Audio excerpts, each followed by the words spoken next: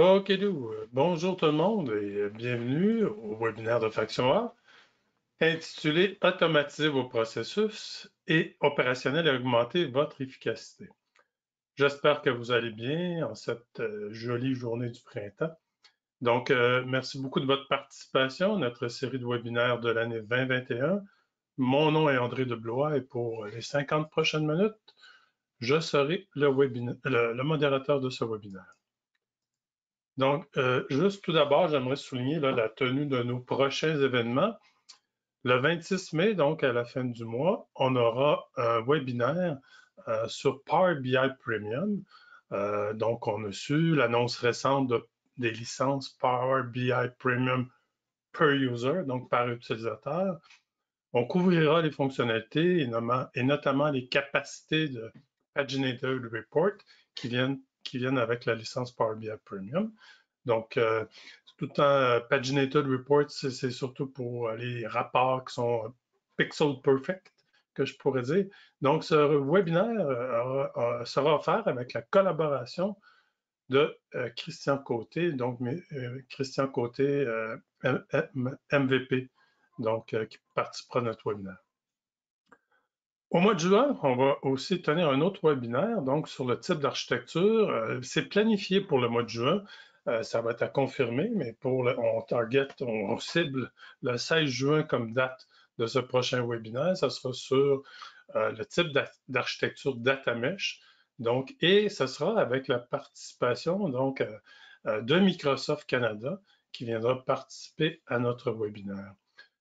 Donc, on organise souvent des événements. Il y a d'autres webinaires qui sont en préparation. Il y en aura beaucoup d'autres aussi à l'automne qui vont être prévus.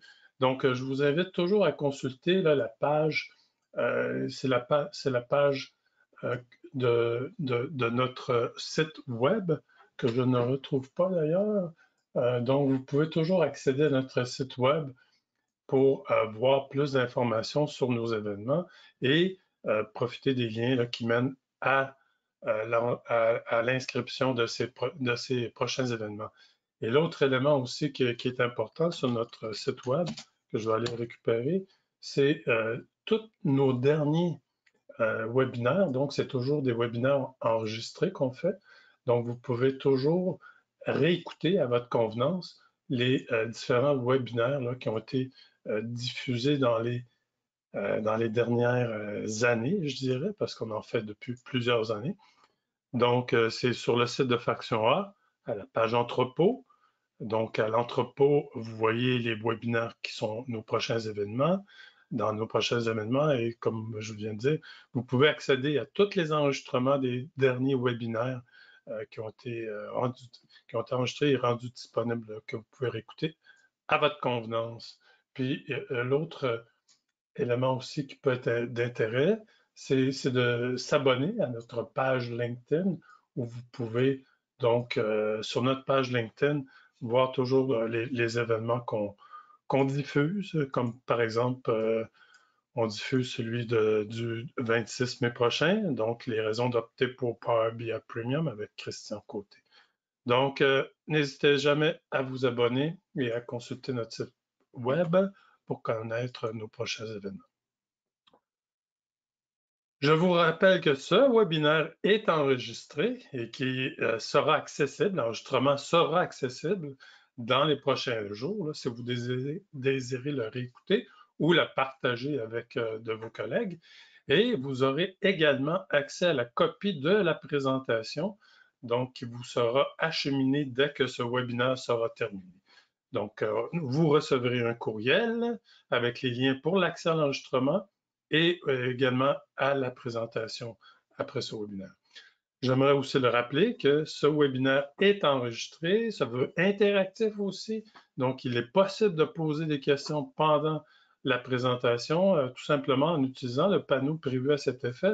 Donc, il y a un panneau de questions, vous pouvez toujours taper vos questions et on pourra soit les prendre pendant la présentation ou on a prévu une période de questions à la fin. Donc, on va tenter le plus possible d'en prendre des questions pendant la présentation et la démo. Donc, si les questions sont à propos, évidemment. Bon.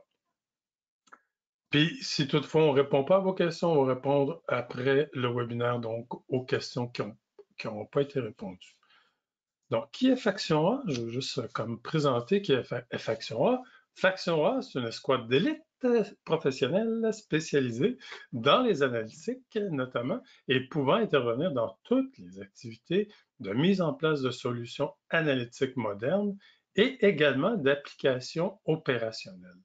Donc, nous sommes des spécialistes dans la planification et la réalisation de solutions analytiques.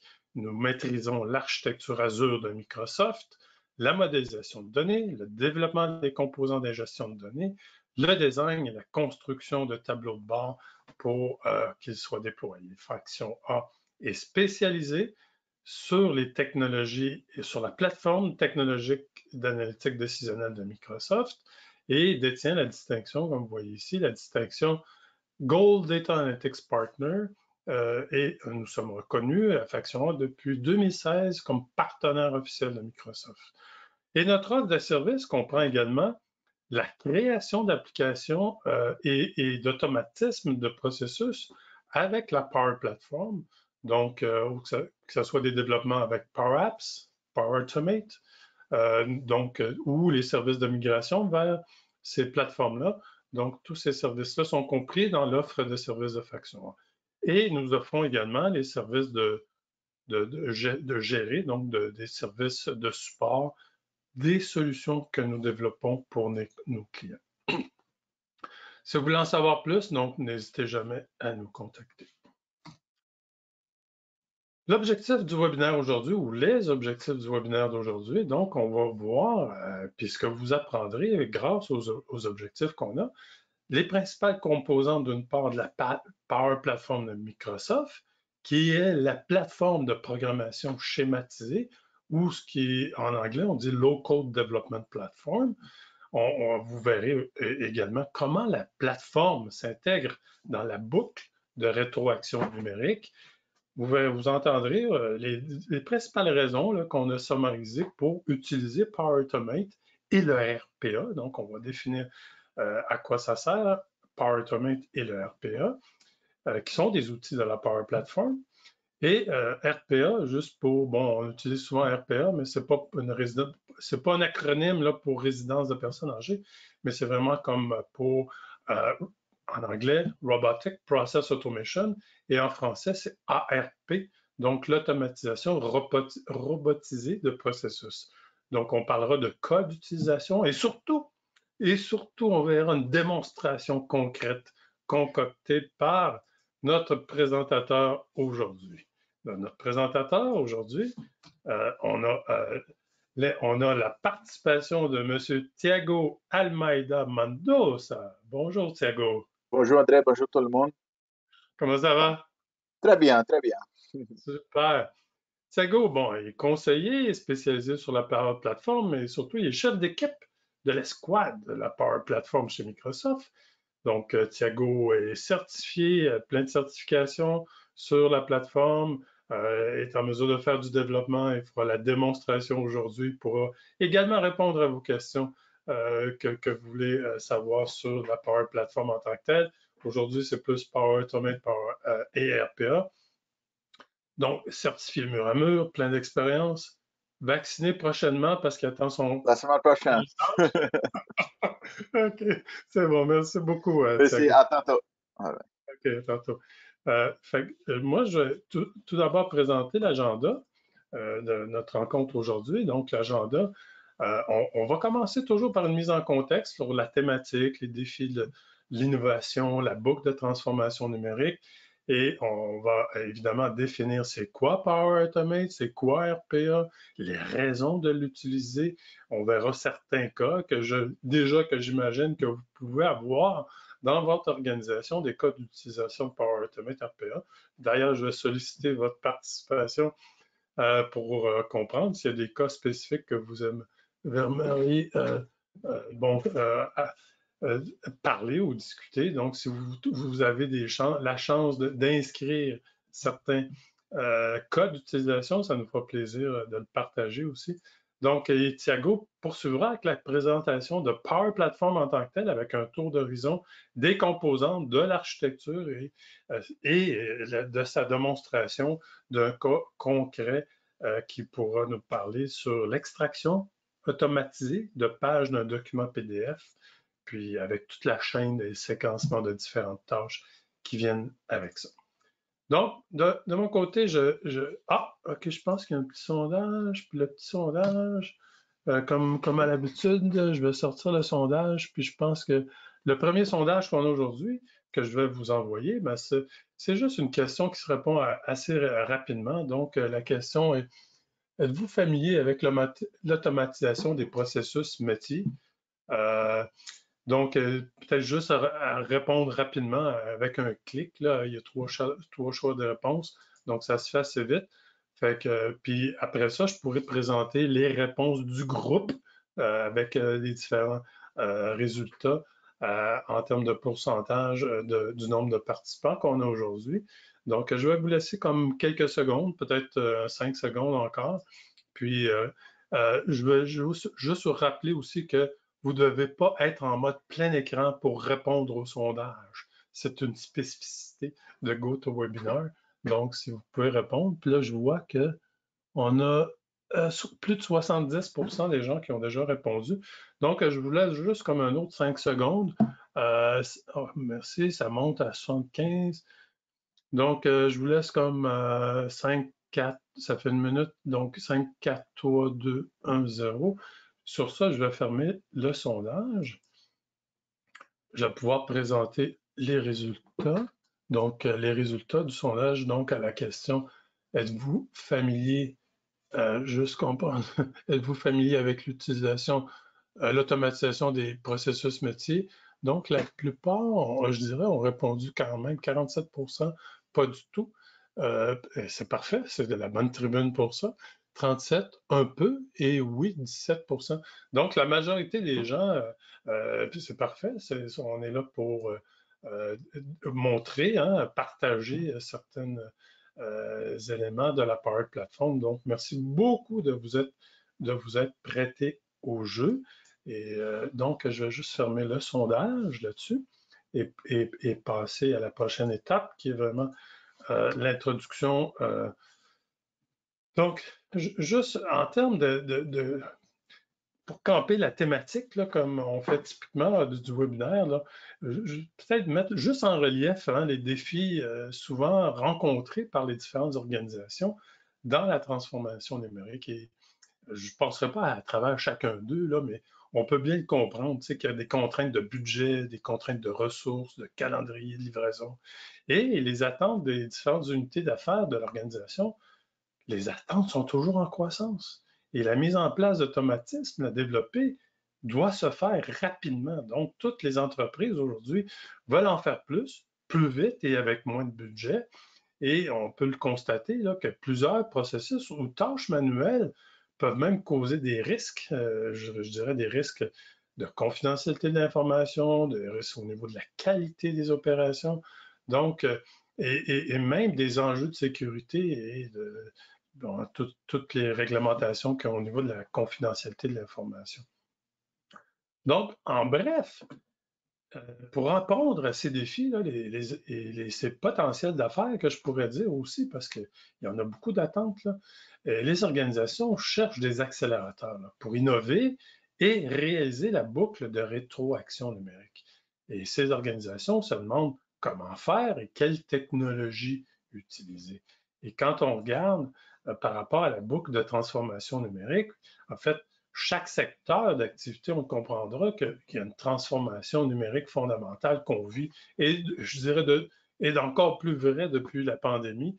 Donc, dans la boucle, on voit bien que les entreprises doivent concevoir des nouvelles offres, ils doivent proposer des nouveaux services, des services numériques donc on parle, pour développer des nouvelles opportunités d'affaires ou une façon d'échanger qui est différente qu'antérieurement.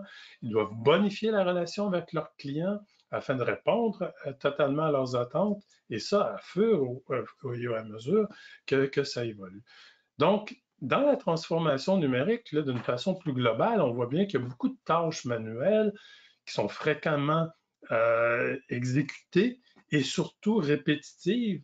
Et ces tâches tendent à être pleinement automatisées, ce qui crée d'ailleurs de plus en plus de données disponibles à l'entreprise, soit pour des analyses ou pour déclencher des actions. Donc, l'entreprise est de plus en plus connectée. On sait, il y a de plus en plus de sensors, l'Internet des objets. Donc, il y a de plus en plus de signaux qui sont recueillis, recensés. Donc, en plus donc, de créer des insights par rapport à toutes ces données-là, donc, il y a des actions intelligentes qui peuvent être déclenchées. Donc, c'est important de comprendre ce concept de boucle-là parce que la Power Platform vient exactement répondre à ces éléments-là. Donc, en bref, pour se démarquer, là, les entreprises doivent mettre en place une stratégie qui connecte plus efficacement possible leurs clients, leurs employés, leurs produits et leurs opérations. Et dans le contexte de la Power Platform, ben, c'est ce que vient offrir la Power Platform parce que c'est une combinaison de 4 outils extrêmement puissants qui sont sous la Power Platform. On sait, bon, peut-être le plus connu des outils, c'est Power BI qui permet d'analyser les données. Les autres outils qui deviennent de plus en plus répandus, donc c'est le Power Apps pour développer rapidement des applications métiers. Et pour automatiser des processus, ben, c'est Power Automate qu'on va voir aujourd'hui. Il y a aussi le Power Virtual Agent là, qui permet de créer des bots et des agents virtuels. Donc, c'est ça qui vient répondre là, aux besoins de toute entreprise. Donc, d'analyser les données, d'agir et d'automatiser. Et la Power Platform en tant que telle offre une foule de connecteurs disponibles là, pour accéder les données et qui vient aussi déclencher en fait, il y a des fonctionnalités d'intelligence artificielle disponibles à travers AI Builder et toutes les données, donc tout le répertoriage ou le répertoire des données est conservé dans Dataverse, qui est anciennement appelé Common Data Services. Donc, Dataverse est utilisé là, pour stocker les données de façon sécuritaire. Donc, donc la Power Platform, de façon générale, là, je dirais qu'elle est intégrée nativement avec l'écosystème de Microsoft, autant Teams que les autres services infonuagiques qu'offre Microsoft. Donc, c'est la Power Platform. Aujourd'hui, c'est Power Automate qu'on revoit et le RPA. Donc, on va définir c'est quoi le Power Automate, puis c'est quoi RPA. Évidemment, Power Automate, c'est un service de création, d'automatisation de tâches d'un processus. Bon, il y a plusieurs processus dans une organisation. Ce que Power Automate vient faire, c'est l'automatisation des différentes actions qui sont faites dans un processus et le déclenchement de certaines actions. Puis là, on va voir des cas d'exemple, mais c'est des actions et des déclenchements, donc des triggers, donc on pourrait dire, là, et l'application de différentes logiques dans l'exécution du processus en tant que tel.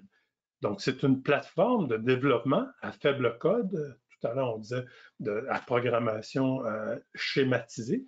Donc, c'est très convivial pour un développeur et c'est aussi utilisé pas juste pour des développeurs, mais il y a aussi des personnes métiers qui utilisent Power Apps ou Power Automate.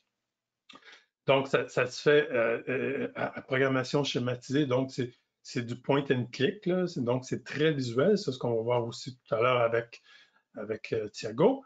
Et donc, ça permet de configurer des actions, déclencher différentes actions. Et la distinction ou RPA, qui est un ensemble de fonctionnalités sous Power Automate, ben, RPA permet, cette fonctionnalité-là permet l'enregistrement donc, et l'automatisation de ces tâches-là. Donc, c'est vraiment c'est de l'enregistrement. Donc, ça vient mimiquer les tâches qu'un utilisateur pourrait faire de façon répétitive et fréquente. Donc, il enregistre les actions. Ça peut être d'un système, la saisie de données d'un système, l'envoi d'un courriel après coup, la saisie des données ou vérification ou l'approbation d'une autre personne. Donc, tout ce déclenchement ou ce déclenchement de courriel, tous ces éléments-là sont enregistrés pour devenir un processus qui est schématisé, cartographié, et là, des logiques peuvent être intégrées et spécifiées dans l'exécution du processus en tant que tel. OK. Thiago va couvrir beaucoup plus cette partie-là, mais évidemment, c'est des connexions natives au cloud et on-prem. Donc, ça, c'est quand même intéressant. Ça peut aller chercher des données autant sur le cloud que sur l'hébergement de systèmes qui se retrouvent hébergés sur le site du client. Extrêmement sécuritaire, hein, on sait, ça repose dans Dataverse, donc dans le cloud de Microsoft, qui respecte hautement en fait, de multiples réglementations, autant internationales que régionales, que je pourrais dire. Donc, il y a tout plein, écoute, il y a tout plein de conformités, de réglementations qui sont respectées. Et tout à l'heure, on disait, oui, et nativement bien intégré avec l'écosystème complet de Microsoft. Ça s'adresse aussi à des utilisateurs métiers autant qu'à des développeurs, et ce sont des licences là, sous forme de souscription. Oh, je vais juste avancer un petit peu ici. OK. Bon, évidemment, il y a plusieurs raisons, puis des raisons, puis des justificatifs que je pourrais dire bénéfiques, des raisons bénéfiques et des bénéfices là, que je pourrais dire. Donc, on le voit aussi avec l'utilisation ça vient créer, bon, tout à l'heure, on disait la création de nouveaux automatismes pour remplacer des tâches qui sont manuelles, puis je dirais ayant moins de valeur ajoutée. Donc, ça vient éliminer des chaînes de courriel pour des approbations, par exemple. Ça vient éliminer de la redondance dans la saisie de données. Ça vient éviter les erreurs. Donc, ça permet de déclencher des alertes de situations qui sont à surveiller, que je pourrais dire. Donc, grâce à tous ces nouveaux automatismes qui peuvent être mis en place avec cette plateforme-là, l'organisation vient donc augmenter son efficacité, la qualité de ses opérations, ça vient réduire ses coûts d'opération, améliorer sa productivité et évidemment la sécurité des données. Donc ça, c'est quand même une belle plateforme pour atteindre ces objectifs-là. Puis ça, on le voit, ça s'applique à plein de domaines d'affaires. Hein. Ce n'est pas spécifique à une industrie particulière, c'est vraiment tous les secteurs des domaines d'affaires ont besoin d'automatismes de ce genre-là. Et c'est vrai aussi pour toutes les unités administratives d'une organisation, que ce soit les ressources humaines, que ce soit la production, les ressources informatiques ou les ventes, le marketing, le légal. On voit que donc une application dans toutes les unités administratives et tous les domaines d'affaires. Donc, puis des cas d'utilisation, il y en a plein. On va en nommer quelques-uns, puis on va voir des exemples tout à l'heure, mais ça vient supporter plusieurs cas d'utilisation. Avec la modernisation, là, on le voit bien, qu'il y a une accélération d'abord de petites et de moyennes grandes applications, je dirais, qui viennent éliminer des processus manuels répétitifs, tout le temps avec des tâches avec moins de valeur ajoutée. Donc, pour le travail à distance, on l'a vu, ça a explosé tout simplement pour des processus qui impliquaient la collaboration de plusieurs intervenants, donc pour soit faciliter le partage de dossiers, pour augmenter la sécurité des informations, pour éviter la ressaisie de données d'un système à un autre, d'éliminer les fichiers Excel. Hein. On le voit beaucoup que les fichiers Excel, il y a une mouvance pour l'élimination des fichiers Excel pour des questions de sécurité, puis de ne plus utiliser les courriels pour propager des courriers, des fichiers Excel qui peuvent être sujets à certaines fraudes, notamment. Donc, et sûrement que dans votre domaine d'affaires, vous pouvez imaginer plein d'exemples. Si vous avez toujours des exemples, là, je vous invite à les inscrire là, dans le panneau de questions, dans le panneau du chat qu'on pourra recenser donc avec ces utilisations. Donc, avec la Power Platform, on voit beaucoup de nouvelles applications qui ont été créées pour faciliter l'enchaînement, le déclenchement de tâches, que ce soit l'approbation des dépenses, l'approbation des exemples, l'approbation de vacances, l'approbation de l'achat de matériel informatique, la gestion de billets d'incidence au niveau des systèmes informatiques, le service à la clientèle.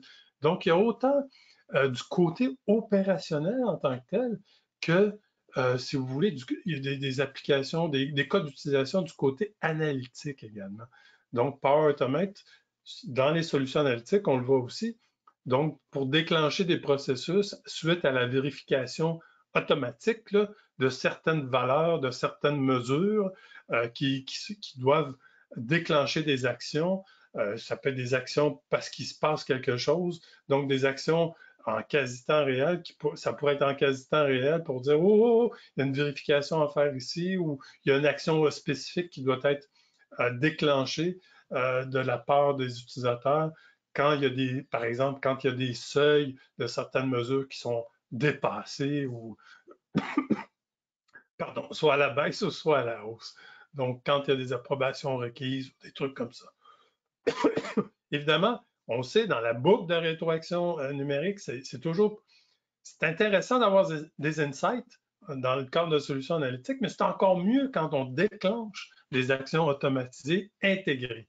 Donc, il y a des. OK. Bon, il y a pas. OK. Ça fait que sur ça, je pense qu'on n'est pas loin de.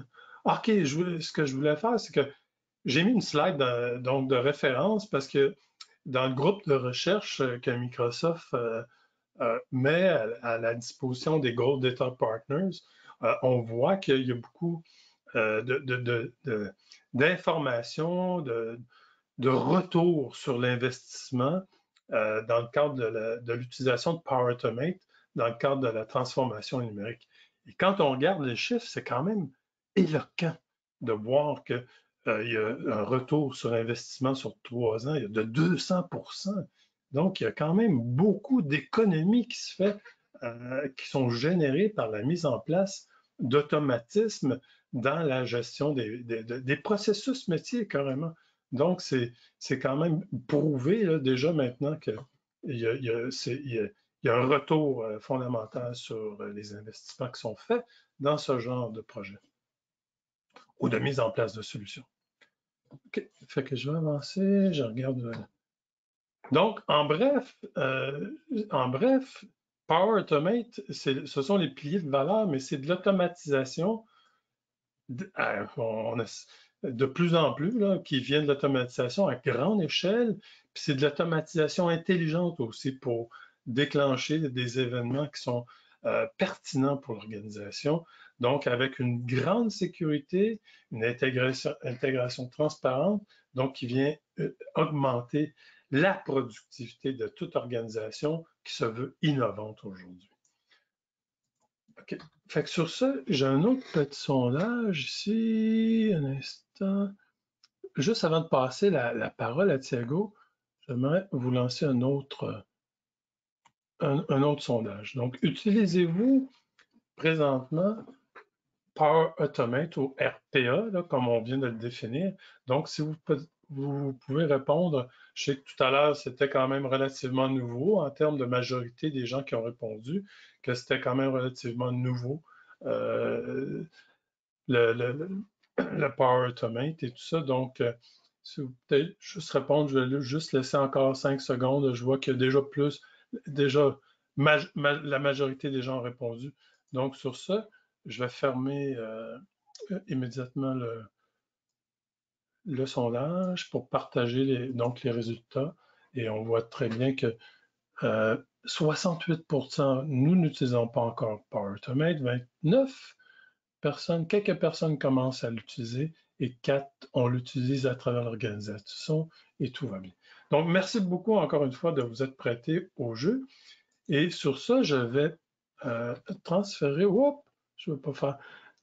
le contrôle de la présentation à mon collègue Thiago. Thiago, alors, c'est on va partager ton écran. Puis, Ok. Est-ce que tu vois mon écran, André? Tout- je t'entends bien, je vois bien ton écran. Merci beaucoup, Ok, Thiago. parfait. Parfait. Merci, André. OK. Toujours visible mon écran? Toujours visible. OK, parfait, parfait. Ici, je vais passer rapidement parce que ça, c'est juste pour illustrer un peu aussi la Power Plateforme, les quatre éléments qu'André vient de mentionner. Au centre, on a les Dataverse, qui c'est euh, les, les, les bases de données, disons, qu'on peut stocker les données de ces systèmes-là aussi, intégrés. OK?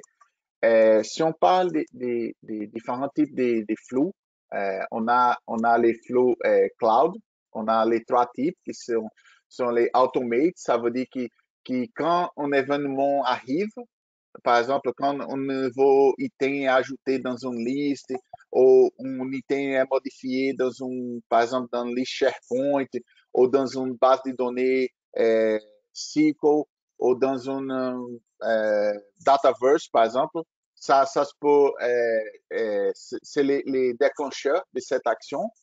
On a les instant flow, ça veut dire qu'on a besoin de déclencher celui-là à partir par exemple, d'un bouton.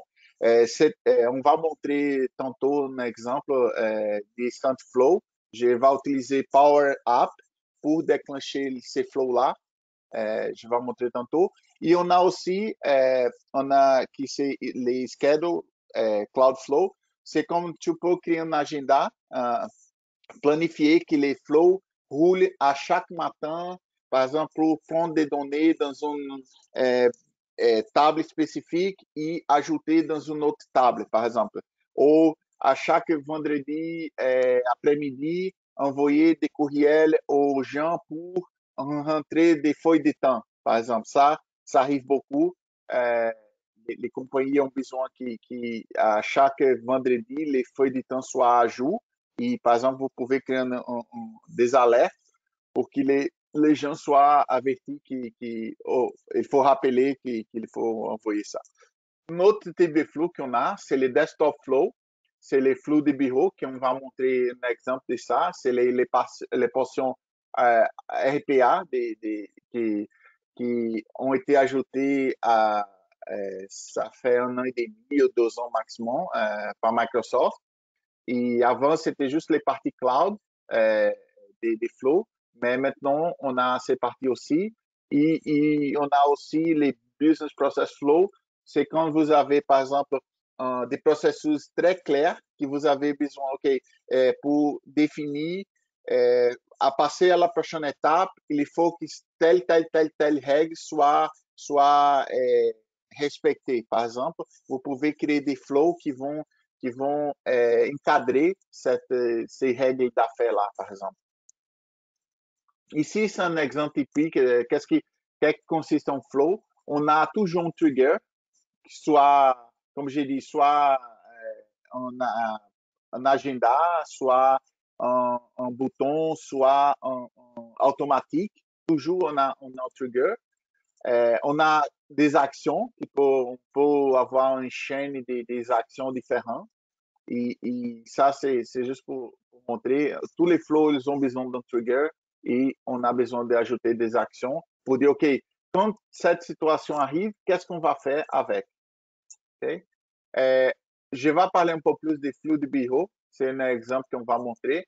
Euh, on a deux types de flux de bureau, les attended et inattended.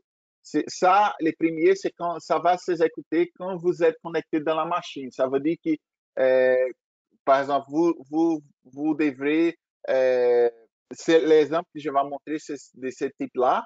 Euh, mais par exemple, quand vous pouvez utiliser une application Power App, quand vous faites une certaine action, ça va déclencher ces flows-là.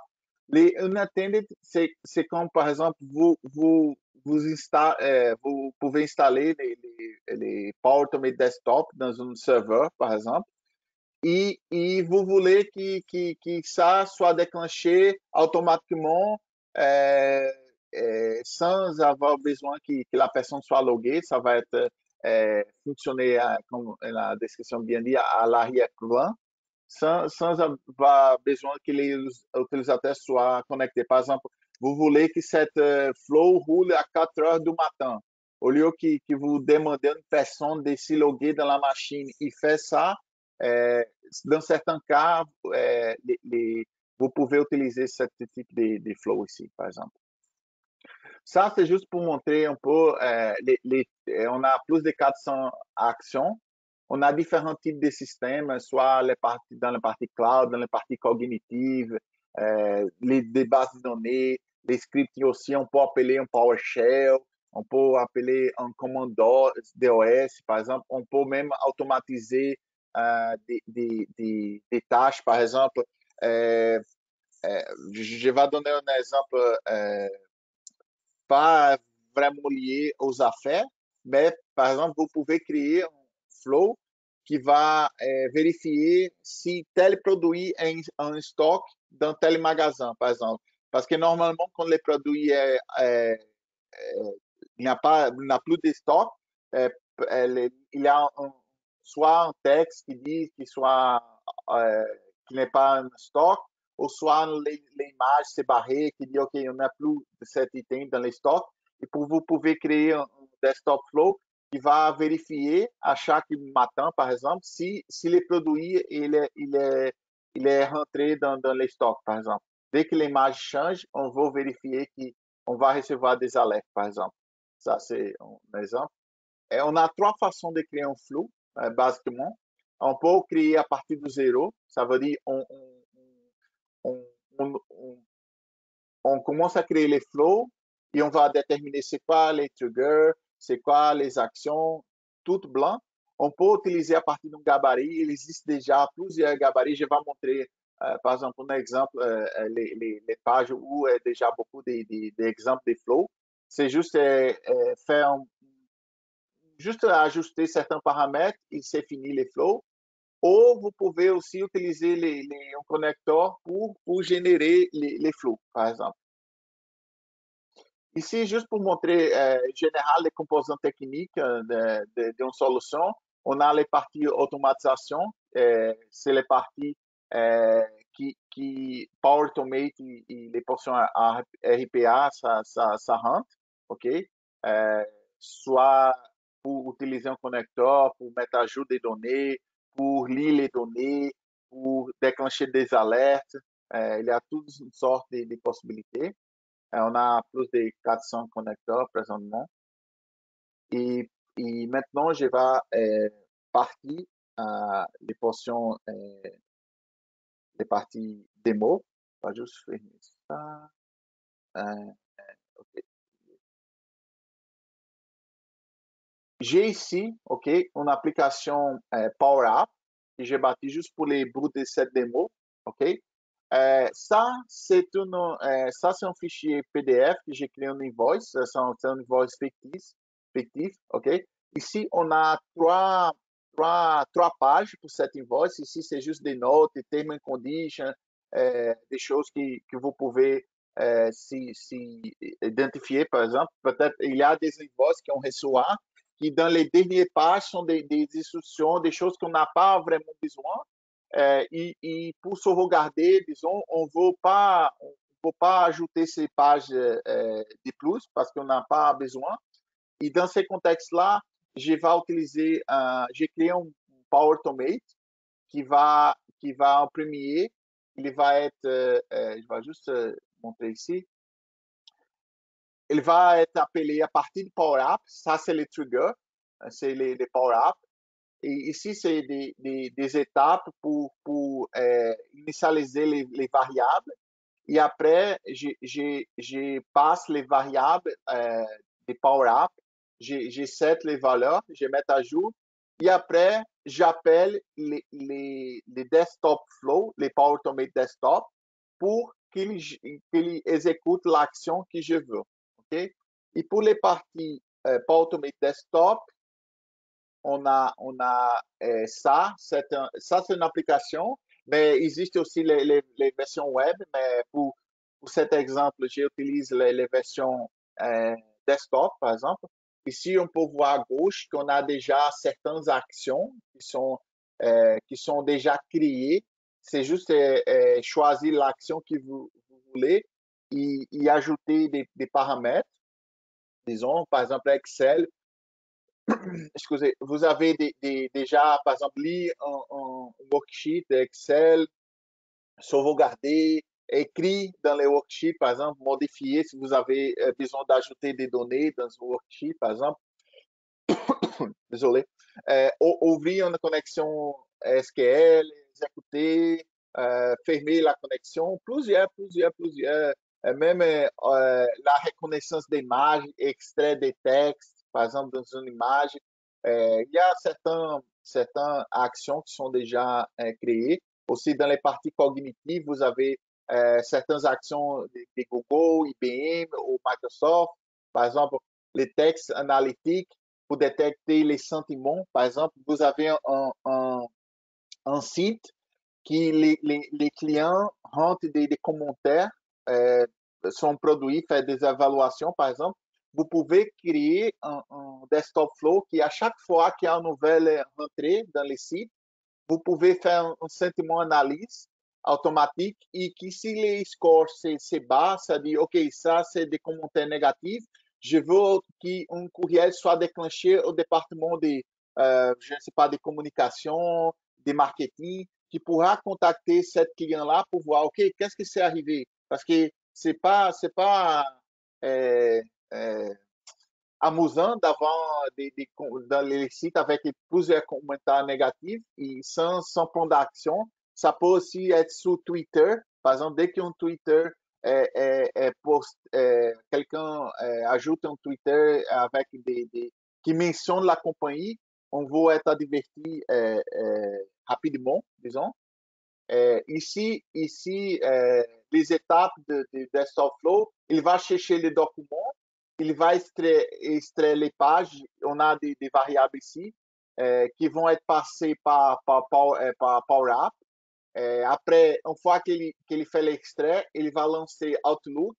J'ai aussi ajouté une étape pour extraire les textes du PDF de la portion on a fait l'extrait. Et ici, envoyer par courriel et aussi faire un display message dans l'écran, ça va dire que l'extraction est finie. OK?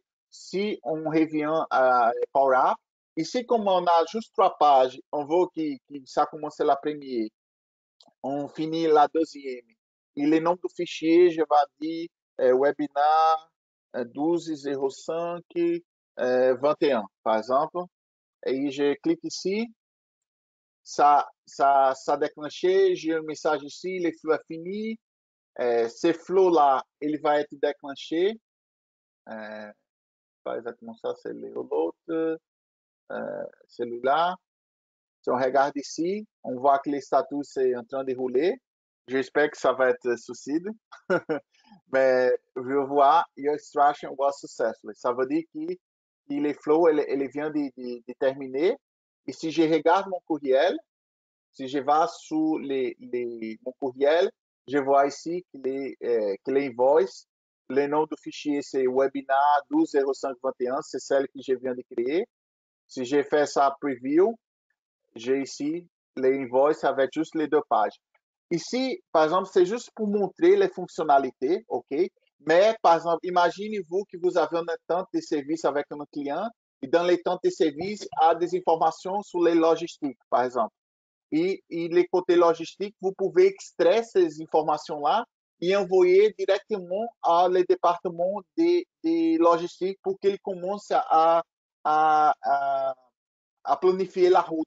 Dans quel contexte de route, de quelle zone ce client est pour planifier la route, par exemple. Il y a plusieurs cas. Oui, Je ne sais pas, André, si d'accord.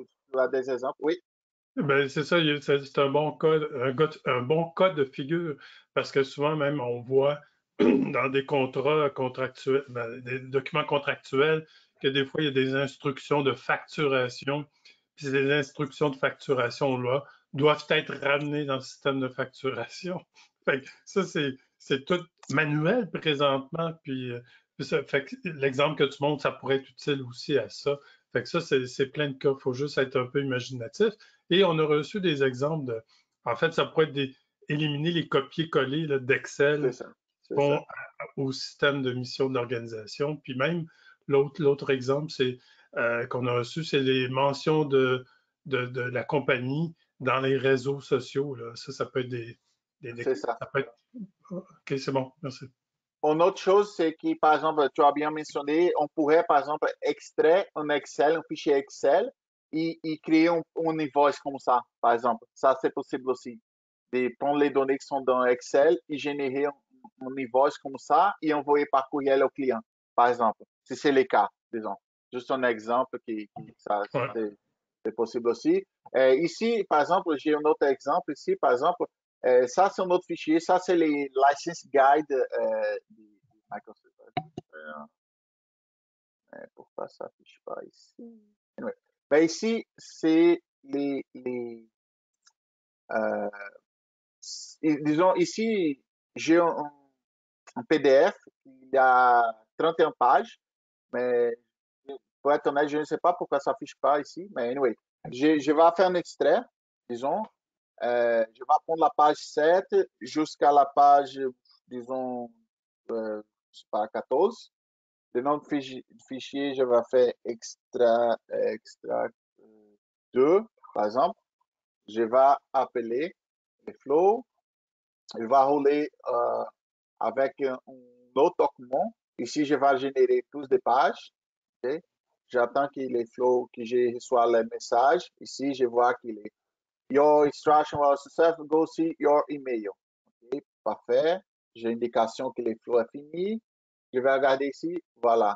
Il a fait un extrait de texte, ok, de la portion que j'ai choisie. Si on regarde ici les fichiers, ça commence Power App per User Plan. Ok. Si on regarde ici, Power App per User Plan. Voilà. Et là, les textes. Ça, c'est les, les footers de la page, les pieds. Ici, tous les textes, j'ai fait un extra, par exemple. Ça, c'est un autre exemple. Peut-être vous avez des PDF que vous avez besoin d'extraire certaines données de PDF et ajouter dans une base de données, par exemple. Vous pouvez utiliser cette ressource pour extraire les textes, par exemple. Ici, je vais juste montrer une dernière chose. Ici, par exemple, je vais juste ajouter un truc. Euh, par exemple, je vais ici, euh, comme j'ai mentionné les trucs de web, par exemple, je peux ajouter ça, par exemple, pour lancer les Google Chrome.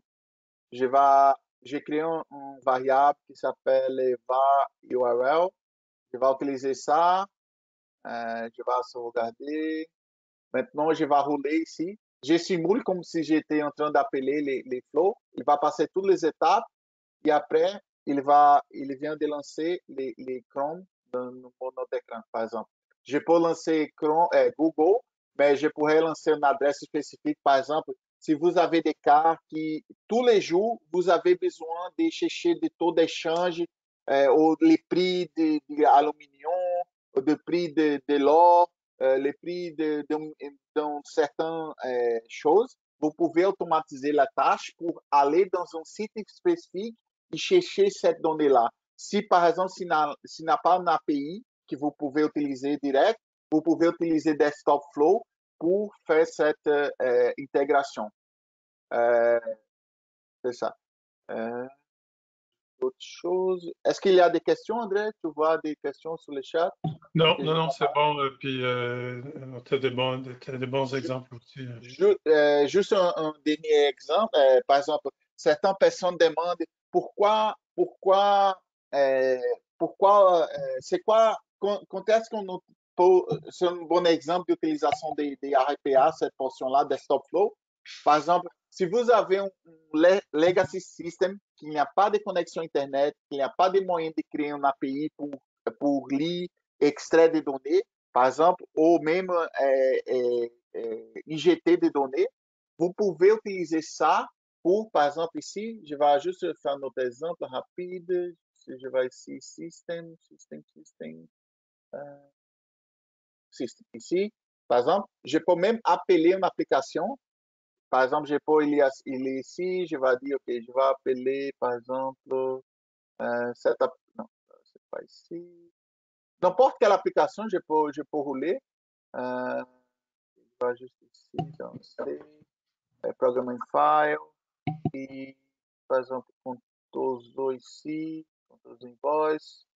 OK. Je prends les exécutables, les fichiers exécutables. J'ai fait ça. Je peux même passer des arguments si je veux, mais pour l'instant, je ne vois pas. Ici, j'ai fait Run. Il va suivre toutes les étapes, par exemple. Et à la fin, il va lancer l'application. Tu vois, il a ouvert les Google. Il a lancé l'application Contoso Invoice. Et je pourrais même créer faire les recordings des pas. Par exemple, ajouter un nouveau client, cliquer ici, mettre les noms ici, mettre les contacts ici, mettre les courriels ici, et après, ça, je vais garder. Je pourrais mettre, même automatiser ces tâches-là. Par exemple, ça, c'est un système qui n'a pas de connexion Internet et on pourrait automatiser la création d'un compte, la création d'un invoice, et tout ça, c'est possible grâce à RPA, par exemple. Mais c'est ça, André, pour mon OK. parti, je passe la parole à toi. OK, je vais prendre. Mais écoute, super. Tu as runné ça quand même très, très rapidement. Mais c'est bon. Écoute, c'était très bon. Merci beaucoup pour la démo, puis les cas de figure aussi que tu as parlé, puis les exemples.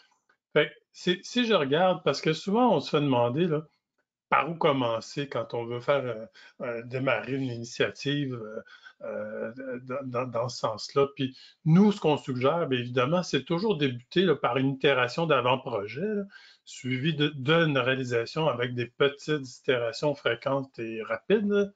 Donc, puis pour identifier le- le processus, là, je dirais que c'est d'identifier un processus, évidemment, qui est manuel, puis qui a quand même beaucoup, ben, des tâches répétitives, là, parce que c'est important, il faut que ça soit répétitif, puis que c'est un processus que je dirais qui est même à valeur ajoutée. Donc, c'est un processus qui a été cartographié, il est connu, il y a un certain volume aussi, donc il y a beaucoup d'instances d'exécution de ce processus-là. Donc, s'il y a des tâches répétitives qui arrivent assez souvent, puis qu'il y a beaucoup d'intervenants, c'est souvent des bons candidats pour commencer. Peut-être pas le plus complexe, mais au moins prendre un de base, puis commencer avec ça. Nous, qu'est-ce qu'on fait? Quand on a le processus, ben là, on peut regarder comment l'architecture va se faire. Est-ce que on doit faire des connexions, des liaisons de données avec des systèmes qui sont dans le cloud, pas dans le cloud? Donc, on revoit tout ça. Puis si des fois, on l'a vu l'exemple, ça peut être des mouvements de données qui se passent d'un système à un autre, un système legacy avec un nouveau système. Donc, on veut comprendre tout ces cloud, pas cloud, encore une fois, comment la sécurité va être abordée là-dedans, la gestion de la sécurité qui s'intègre très bien avec Azure Active Directory. Et évidemment, quand on fait l'itération d'avant-projet, des fois, on nous demande de faire aussi une preuve de concept, là, juste pour s'assurer que ça représente bien le processus vers lequel on va aller. Puis déjà, on peut faire des premiers écrans avec Power Apps, s'il y a du Power Apps, avec Power Automate pour voir le séquencement, puis s'assurer que c'est viable et tout ça, puis on revoit les coûts, les licences, puis tout ça, puis on peut à ce moment-là confirmer que ça va prendre tant de temps, puis ça va se livrer dans tel calendrier. Donc, puis évidemment, ce n'est pas nécessairement tous les besoins qui sont couverts dans la première itération. Alors ça, il peut y avoir plusieurs itérations pour compléter la solution dans sa totalité. Euh, je vais juste avancer sur l'autre slide aussi. Donc, on a mis aussi plein de liens et d'exemples de références là, qui peuvent vous être utiles. Donc, pour soit apprendre Power Automate ou comment démarrer Power Automate, puis c'est quoi RPA, puis comment travailler avec RPA. Il y a aussi le roadmap de Power Automate là, qui est disponible sur le site de Microsoft. Il y a plein de vidéos si vous allez sur YouTube. Donc, il y a des exemples. Il y a tarification. On n'a pas parlé, mais peut-être aussi, Thiago, peut-être tu peux Ouais, parler aussi de la tarification, juste à haut niveau. Là, on a reçu quelques questions aussi, puis on ouais, va se garder le temps, il y a déjà 55. ouais. Oui, par rapport à la tarification, Power Automate, ça dépend si vous utilisez des connecteurs premium, ça implique des licences. Vous devez acheter des licences soit par flow, per flow ou par utilisateur. et ça varie, ça dépend. Les prix Internet, c'est à peu près par application, c'est 12, juste valider ici, j'ai ouvert ici, c'est 19 dollars à peu près par mois, par utilisateur, et par flow. Et l'autre, par utilisateur, c'est à peu près 51 dollars, mais c'est limité. Vous pouvez utiliser la quantité de flow que vous voulez. Et les parties RPA, ça dépend, euh, ça dépend beaucoup du contexte, mais ça peut commencer à 640. Mais ça, c'est les prix Internet. Ça dépend de beaucoup Et aussi, si les flows c'est attended ou inattended, ça dépend du prix. Fait Bien, qu'évidemment, nous, on est, juste peut-être préciser, nous, on n'est pas des revendeurs de souscriptions ouais, de ça. Fait que c'est sûr qu'on là, on a mis en référence les tarifs là, publiés du site de Microsoft que ouais. vous pouvez consulter avec les liens de référence. Donc, juste Bien. avant, parce qu'on a eu quelques questions aussi, Oui, j'ai une question ici. Peut- l'instant, M. Legault, je veux juste ouais, revenir sur, OK, avant d'arriver à la période de questions. OK. Bon, je pense qu'on a démontré qu'avec Power Automate, là, ça offre, et RPA, que ça offre un environnement de développement quand même applicatif qui permet de créer des automatismes rapidement. On n'a pas parlé de Power Apps, mais ça crée des applications métiers, mais tout l'automatisme au niveau des processus, des tâches manuelles répétitives, c'est une excellente plateforme. Puis c'est intégré nativement avec le système avec l'écosystème de Microsoft. Et ça permet, comme on a vu tout à l'heure, au niveau de la boucle de rétroaction numérique, donc ça s'intègre bien dans toute cette mouvance-là, analyser, agir, puis automatiser. Donc, c'est excellent. Donc, si vous voulez plus d'accompagnement ou vous voulez en savoir plus, n'hésitez jamais là, à nous contacter là-dessus. Et là, je vais ouvrir la, la- Oui, la discussion pour les questions. Puis peut-être, je pense que tu as vu les questions. oui, oui. Il y a une question ici. Peut-être on peut demande si on peut ajouter une automatisation à Microsoft Planner pour modifier la date d'échéance à chaque jour, moins deux ouvrables, par exemple. Oui, tout à fait. Comme André vient de mentionner, il y a une grosse intégration de ces systèmes-là, entre ces outils-là. Et vous pouvez créer des flows qui vont regarder la date d'échéance, moins 2 jours, et il va dire, OK, à ce moment-là, on va déclencher des courriels, et ça, c'est tout à fait faisable, disons. C'est un bon exemple aussi des automatisations des tâches, de pas envoyer des alertes, des, des, des rappels aussi. C'est tout à fait faisable. OK. Fait, puis il y avait une autre question, là. Je peux l'aller. En ce moment, nous modifions manuellement des dates, des tâches de façon manuelle et c'est très long. Par où je peux commencer pour faire ce changement de façon automatique? Avez-vous des... j'ai pas toute la question, là. Avez-vous des documents spécifiques? En tout cas, avec les liens de référence, je pense que ça va en dire beaucoup. Donc, vous pouvez toujours consulter les liens de référence là, que je parlais tout à l'heure ici, que vous allez avoir dans la présentation qui vous sera acheminée juste à la fin de ce webinaire. Donc, je pense là-dessus, il est déjà 59. Ouais. Écoutez, je voudrais, si il y a encore des questions, puis si on va répondre aux questions non répondues de façon individuelle là, après le webinaire, mais sur ça, je voudrais quand même vous remercier de votre participation en grand nombre. Merci beaucoup. Puis, je vais vous lancer un petit sondage pour comprendre si ce webinaire vous a été utile dans le cadre de votre travail. Je vous rappelle, vous allez recevoir la présentation, l'enregistrement, puis si vous avez des questions supplémentaires, là, je vous invite à nous contacter en utilisant les coordonnées qui seront incluses dans le courriel de suivi. Donc, ceci conclut notre webinaire aujourd'hui. Un gros merci pour votre participation et surtout, faites attention à votre santé et à celle de vos proches. On commence à penser qu'on va avoir un été. C'est excellent. Donc, merci beaucoup de votre participation. Merci beaucoup à toi, Tsego. Merci, Bonne André. journée. Bonne journée à tous et à toutes, donc, et à bientôt.